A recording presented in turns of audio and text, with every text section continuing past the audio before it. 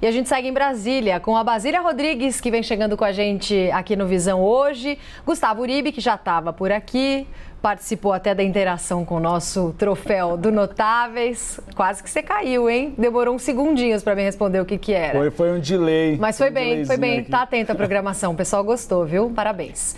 Basília, boa tarde para você. Vamos voltar a falar sobre essas movimentações eleitorais. Qual que vai ser o papel desses ministros fora do governo justamente em ano eleitoral, hein?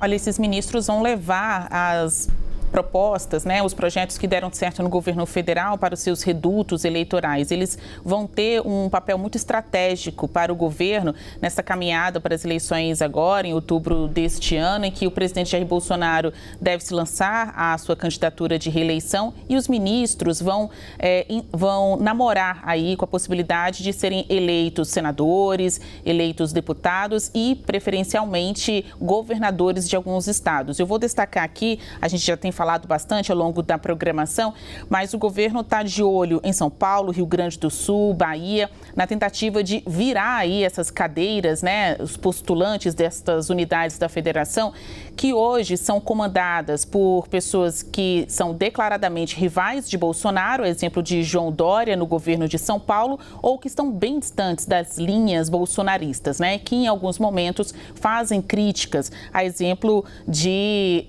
Eduardo Leite no Rio Grande do Sul. Ali os nomes são Tarcísio Gomes, ministro de Infraestrutura para São Paulo, Onyx Lorenzoni, ministro do Trabalho para o Rio Grande do Sul, João Roma, ministro da Cidadania para a Bahia. O outro destaque que a gente tem são os ministros que devem correr atrás de uma cadeira no Senado Federal. E é um monte deles, desses 10, cerca de 10 que devem se lançar, que estão de olho nessa função de senador para, numa eventual eleição, servirem de base num eventual segundo mandato do governo de Jair Bolsonaro. E quando a gente pensa, o que eles vão fazer fora do governo? Vão continuar falando do governo, vão continuar falando de Bolsonaro, do bolsonarismo, quais são as principais bandeiras, a fim de que todo mundo, né, consiga chegar lá na eleição, né, serem escolhidos nas urnas no fim deste ano. Outro destaque que a gente tem é que os ministros que estão saindo vão tentar fechar essa fase ministerial com grandes anúncios, grandes projetos, né? Eu ressalto o caso do ministro do Trabalho, Onyx Lorenzoni.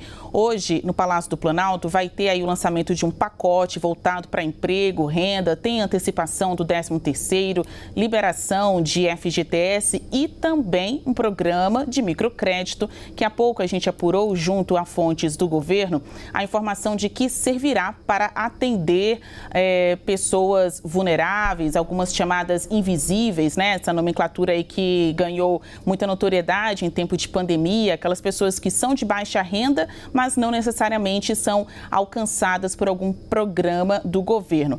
É um programa de microcrédito, então é isso mesmo, vai acabar influenciando no endividamento destas pessoas. São pequenos empréstimos que vão ser beneficiados, né, vão ser levados a, inicialmente, 30 milhões de pessoas. Um programa encabeçado pela Caixa Econômica Federal, mas também com recursos externos de outras instituições financeiras.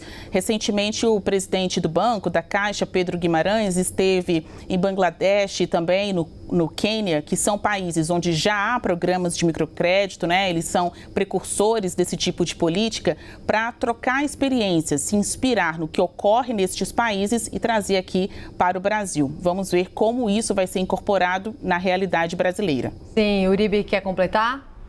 Não, realmente, agora você tem um momento de limpar as gavetas, né? E serão 8 já definidos que sairão. Aí você tem Tereza Cristina da Agricultura, você tem Walter Braga Neto, por exemplo, da Defesa, e o presidente Jair Bolsonaro fez uma reunião ministerial hoje justamente para traçar esses detalhes, se saem a conta-gotas ou saem no dia 30. Inclusive, recentemente eu estive no gabinete da ministra Tereza Cristina da Agricultura e ela tem uma espécie de calendário na mesa marcadinho o dia 30. É o dia da saída para para ela é um alívio. Com essa crise dos fertilizantes, vai deixar o abacaxi para descascar com Marcos Montes, que é o nome cotado para substituí-la, que hoje é o secretário executivo no Ministério da Agricultura. O presidente Jair Bolsonaro deu um recado, ele quer soluções internas. Por quê? Para arrefecer um pouco o apetite dos partidos do Centrão. PP e PL estão bastante interessados em algumas pastas. Pasta de Rogério Marinho, por exemplo, desenvolvimento regional, que tem muito dinheiro e muita obra para entregar em ano eleitoral. Então o presidente Jair Bolsonaro tem indicado, na maioria dos cargos, soluções internas. Secretaria de Governo de Flávia Arruda, o nome que é provável é Célio Faria,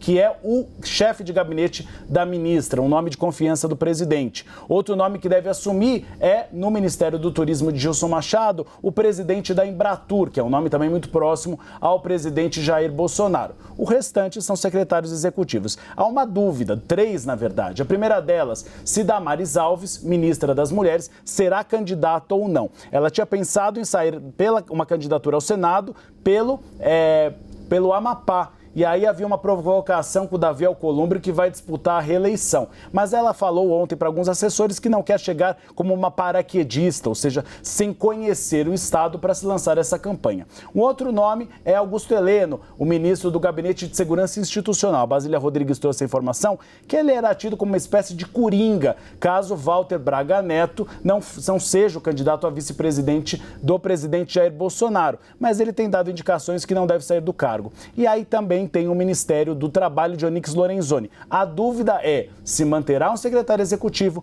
ou se ele será novamente fundido ao Ministério da Economia. Ele fazia parte da superestrutura de Paulo Guedes, ministro da Economia, esse superministério que já foi apelidado de um mastodonte branco, porque é enorme, uma super pasta. Ele tinha sido separado para dar espaço ao Onyx Lorenzoni, que saía da Secretaria-Geral. Agora o presidente Jair Bolsonaro tem até o final do mês para decidir se ele continua existindo ou se você tem um novo enxugamento na estrutura ministerial e em vez de 23 ministérios, voltemos a ter 22. Tá certo. Uribe, Basília, obrigada por todas essas informações. Bom trabalho para vocês por aí.